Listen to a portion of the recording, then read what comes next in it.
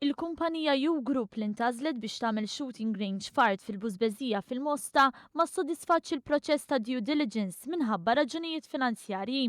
Għaldaqstant, il-proġett mhux se jsir u l-Gvern se jikkunsidra l-proġett li kien ġie fit-tieni post meta ħarġet is-sejħa l-proposti biex jitwettaq proġett f'dan il-post. Sostni dan il-gazzetta The Sunday Times of Malta. Il-proposta ta' shooting range kienet anqlet oppożizzjoni minn diversi persuni, partikolarment minn residenti Mostin u mill-patrijiet li jmexxu d-dar tal-irtiri Mount St. Joseph li tinsab qrib is-sit. Fit-tieni post tal din is-sejħa hemm propost il-bini ta' dar tal-irtiri komplementata b'attività ta' agriturizmu.